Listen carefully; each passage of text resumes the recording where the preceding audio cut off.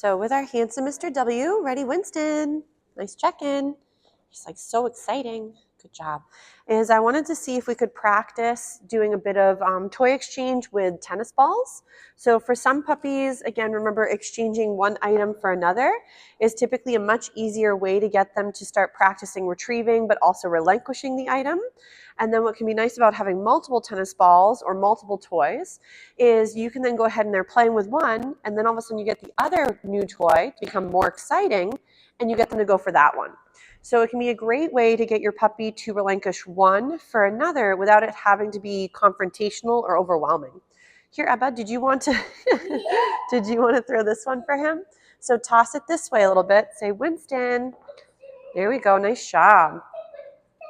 So as he's playing with one tennis ball, then we might get the other tennis ball ready, and get him to bounce back and forth. So even if you're not working on retrieving and bringing the ball to you quite yet, but you're working on, for example, going and fetching and having a good time grabbing something and then letting go, that could be a great option too. There you go. Go ahead, toss the ball for him. Nice. Two, the benefit of sometimes having, and Ebba, here's another one right here. So if, let's say, littles want to help, I do like games where they can toss items for the puppy to go grab, and then they could have another one to throw again. So the benefit of this game is that for a lot of littles and dogs, confrontation, even with adult people, can sometimes happen where the puppy gets overwhelmed as you're going into their bubble to try to take something from them. Woo, wild man. So go ahead and see if you can get his attention, but just show him the one you have. Oh, he didn't know you threw it. You have to show it to him. Well, that's all right. I guess he found it very entertaining. So the benefit of having multiple items is now your puppy can, again, grab something but not feel flustered as you're trying to take the thing from him. Obviously, working with take it and drop it is something we would also start working on. And then that way, let's say he does have an item, letting go does not always equal the end of fun. So I know we discussed a bit with, hey, Ebba, easy, okay? Here, toss that one for him. So I know we've discussed about the toy exchange game. So a lot of times when littles want to also participate, I like it when there's multiple items because now, again, the little human and the one target don't become the only option. So the benefit of having multiples, Ebba, do you want to go get one of the tennis balls that's off out on the side over here? Because now littles could help participate in games that they don't find quite as flustering because it doesn't involve puppy mouths and things like that. So right now, Mr. W is doing a great job kind of watching. So go ahead, Ebba, toss one. There you go. Gorgeous. Oops, we bumped the camera. That's all right. Let me just double check, make sure all is good. Oh, it's okay. Don't worry. I'm just going to just adjust it a little bit. And then we're going to keep playing with Mr. W. I didn't mean to. Oh, it's perfectly fine to bump the camera. So let's grab some more of the tennis balls and see if you can have Mr. W go chase one. So this, go ahead, toss it for him. So this way, Mr. W can also start to associate littles with not always jumping on them or playing with them directly, but going and grabbing a toy. That's all right. So also, if let's say Mr. W gets a little excited, I do sometimes have him do a little check-in. So Winston, he's like, hold on, lady, she's got more tennis balls. So if let's say he's more toy-driven than food-driven at times, you may want to have a couple novel toys available that you can rotate through.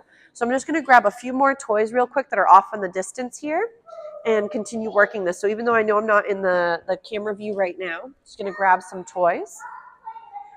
So we'll toss a few toys out in the middle. He might be more of a ball guy, which is perfectly fine. I know you had mentioned that he does tend to bite and go through toys, which is a very normal dog and puppy behavior, is to go ahead and grab a toy and start to play and tug on it, but then also start to gut it. The problem with that is if unsupervised, some of the puppies do ingest the product, and we don't want to have them have an obstruction and become ill or worse. So when you do have plushy type toys, I would highly recommend that these are only out, or anything he can break down technically with his mouth, would be interactive toys. So toys that he and somebody, like again, an adult, would be playing with him. Ebba's having more fun with the tennis balls, I think, today than he is. Ebba, go ahead and toss that one for Mr. Handsome. Say his name, see if you can get his attention. There you go, nice job. So obviously when practicing with small humans, I'd make sure it's games that they can also handle depending on their developmental stages, but also that the puppy is practicing the skills you'd want him to get good at.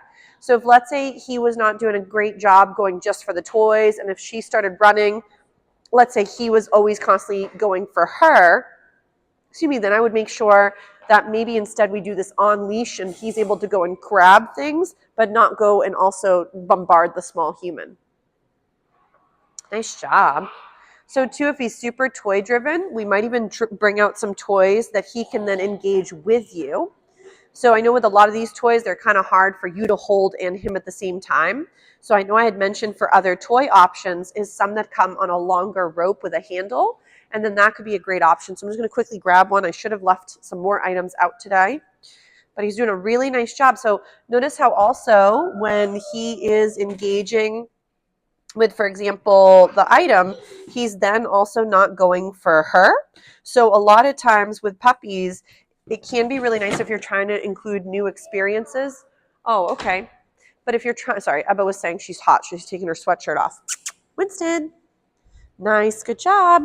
So for Mr. W, giving him an outlet other than the main target, which could be the small human, seems very intriguing and maybe more fun at times. I want him to start thinking that he can do this. That's all right. You can just plop it on the chair. It's no problem. So now he could do this while there is something else happening. So remember that starting to generalize behavior just takes time and practice, but also for a lot of youngsters or puppies that have a lot of drive. Winston says, where's the little human going? Ebba, you didn't close the gate. Did you close it? She has a little section to the zone that's for her with her things, and then we have a zone on this side for the puppies. Ready? Winston. Nice job. So, well, I'm having him do a little bit of everything. So if you want, can you grab the tennis balls for Mommy and bring them closer for us? Maybe collect them up and bring them back over here. So for Mr. W, notice how when the little is out, I try to make it where he could be doing something other than going and bombarding her.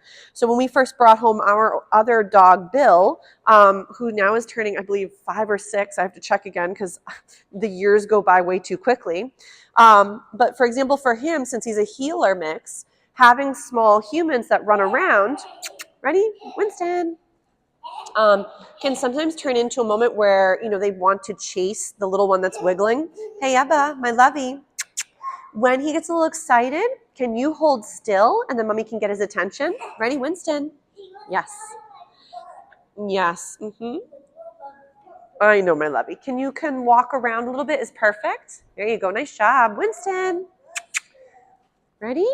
So, and again, he says, Ebba, you seem pretty cool. So when it comes to littles and puppies, you want to make sure that both are doing well. A lot of times puppies do start to get revved as littles get revved and vice versa.